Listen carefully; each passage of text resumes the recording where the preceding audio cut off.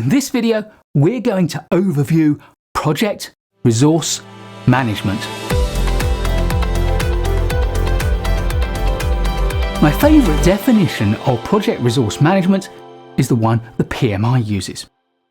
Project resource management includes the processes to identify, acquire, and manage the resources needed for the successful completion of the project. This definition, by the way, comes from the 6th edition of the PMI's Guide to the Project Management Body of Knowledge. It doesn't appear in the 7th edition. The term project resources covers a great many things. For example, consumables and materials. These can be finished goods, components, or raw materials. Capital assets, which can be land and property, space and accommodation, or tools, equipment, plant, or machinery. Intangible assets like knowledge, processes, procedures, policies, systems, or even ideas, or maybe software, which could be seen as a capital asset if it's a long-term purchase outright, or a revenue asset if it's bought on a license or needs to be renewed regularly, or indeed data. Energy is a consumable and indeed an intangible resource, but it's different enough to the other examples to merit its own entry into my list. And people, of course. In fact, many project managers, when you talk about resource management, they immediately think about a team of people that will work on the project. And finally, there is the master resource, money, the resource that can buy all of the other types of resources. And of course, we have our own approaches to managing money on projects, project cost management. I'll put a link to my video, How to Deliver Effective Project Cost Management, in the description. Project resources are fundamentally about two things. Whether it's people or materials or equipment, we need resources on our project, either for their capabilities or for their capacity. Capacity, because resources allow us to get more done than we can do on our own. Tools and equipment amplify our own personal capabilities, and additional people increase the capacity to get work done. And of course, money provides the capacity and indeed the capability to pay for all of that. Capability is about the resources giving us the ability to do things that we cannot do on our own. It's not so much about how much we can do, but the range of different things that we can achieve. Once again, different people bring new skills, new experiences, new ideas, and new capabilities. Tools and equipment allow people to do things that we can't do with just our minds and our hands and our bodies. And of course, materials allow us to build things that we don't have. So, what is project resource management? Well, I think it's about 5 things. 1, securing the right resources. And 2, securing them in the right quantities. 3, getting them to the right specifications, quality standards, and capabilities.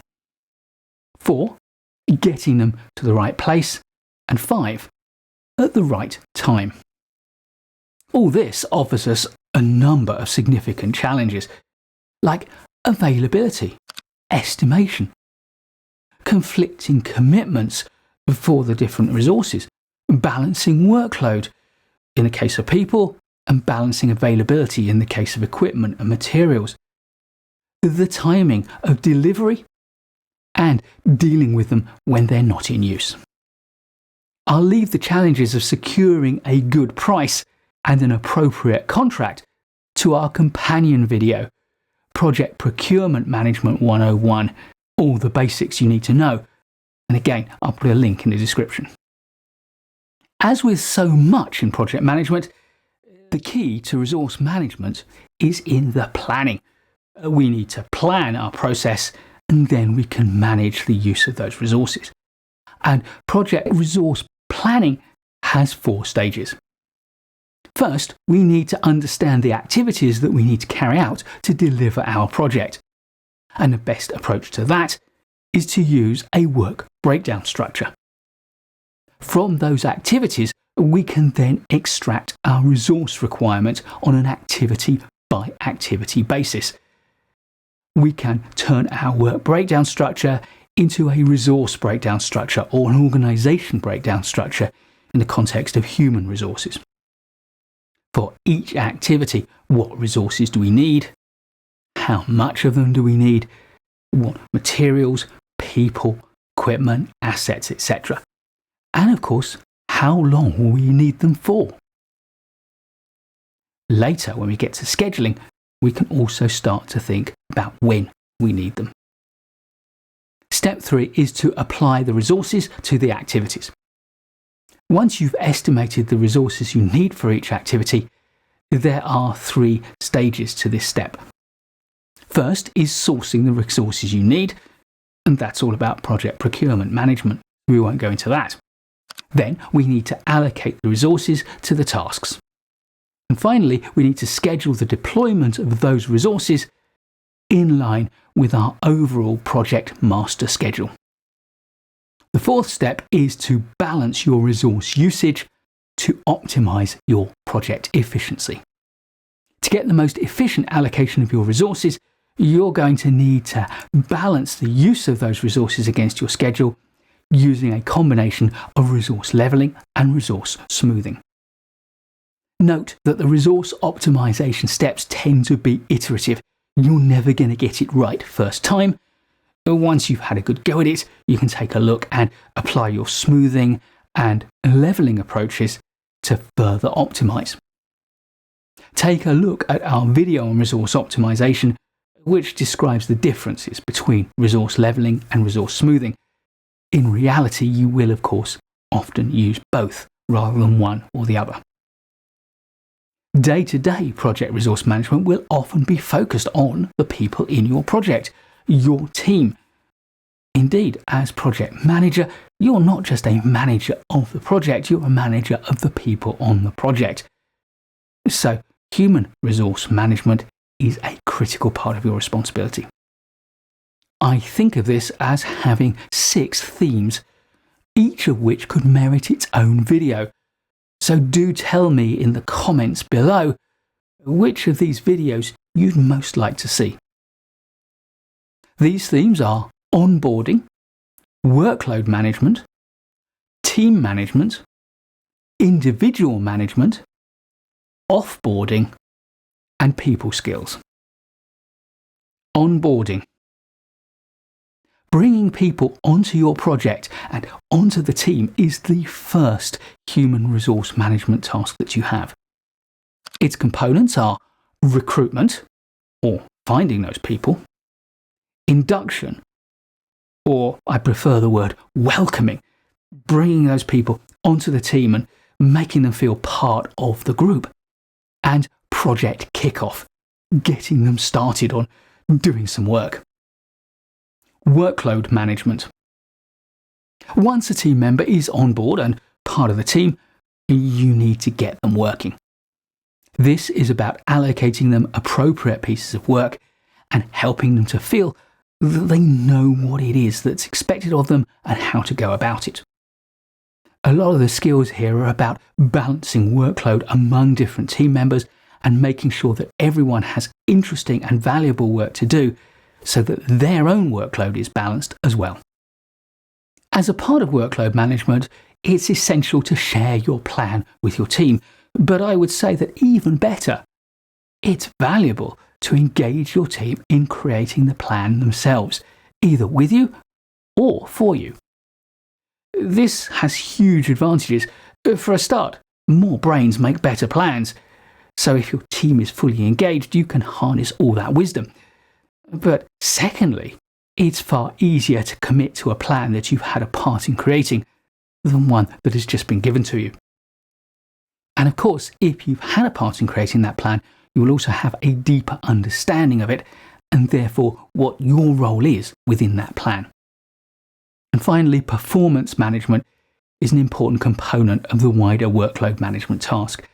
This is about monitoring and observing your team members and making sure that their performance is up to the level you expect, helping them to develop and grow and perform better, and helping them to fix problems that they create along the way through their learning process. Team management. Team management is a big part of project resource management because in projects we tend to work in and with teams. For small projects, it's often one big team with the project manager leading. For big projects, there will be multiple teams. And as a project manager, your team leadership role will be managing and working with the team of workstream leaders or team leaders to whom you've delegated team leadership responsibility. The things you'll be thinking about here include team culture and structure, diversity, inclusion and belonging, team collaboration, lessons learned, health and safety, and welfare, and of course, remote working too. Individual management. The things you'll be thinking about here include balancing the workload for each team member, allocating and delegating interesting work to them that will keep them enthusiastic and learning. Also, motivation, both individual motivation and team motivation, keeping the morale of your team high. And finally, individual development, learning, and giving feedback to each individual team member. Offboarding. At some point, you'll need to manage roll-offs from your project. Towards the end of the project, you'll need to manage pretty much all of the roll-offs, but during the project there will be incremental roll-offs, either because people's roles come to an end or because individuals are drawn away for career reasons to alternative opportunities. And of course, occasionally there may need to be roll-offs for performance issues. This is of course most important towards the end of the project when people tend to get itchy feet, they get twitchy about the possibility of missing the right opportunity while they're still involved in your project. The best way to manage this is to be proactive, to let people know that you are working on their behalf to support them in finding and helping them gain the right next opportunities. Do not try to keep people as prisoners to finish the very end of your project. This can be hugely counterproductive. Remember the old adage, recruit for attitude, not for skills. The worst thing you can do is keep people on a project and see their morale and enthusiasm dip. And when a team member leaves, if you manage it well, it can be a good experience for everyone, including that team member. If, on the other hand, you stuff it up, it can leave a bad taste in everybody's mouth. People skills. The last human resource management process is the people skills that you'll need to be good at it.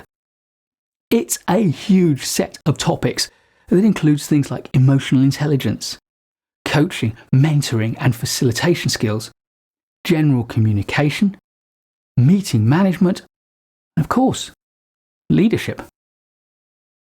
Project resource management is a huge area of expertise, especially when we consider its intimate links with project cost management and project procurement management.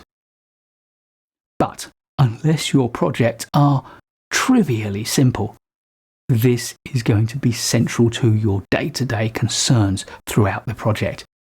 It's an area to study, to understand and to master, and to maintain your development on throughout your project management career. Please do give this video a like if you've enjoyed it or learned from it. I'll be making loads more great project management videos for you, so please do subscribe to the channel and hit the bell so you don't miss any of them. And I look forward to seeing you in the next one.